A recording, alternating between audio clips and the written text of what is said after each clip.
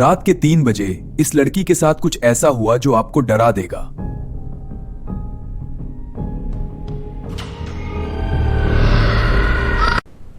मेरी आंख अचानक खुल गई।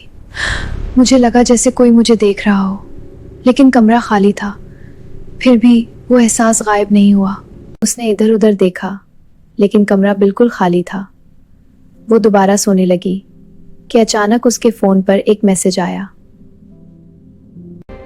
मैसेज में लिखा था, लड़की का दिल जोर जोर से धड़कने लगा। उसने हिम्मत करके आहिस्ता से पीछे मुड़कर देखा, लेकिन वहां कोई नहीं था। वो डरकर फौरन उठी और कमरे की लाइट ऑन कर दी। तभी उसके फोन पर दोबारा मैसेज आया।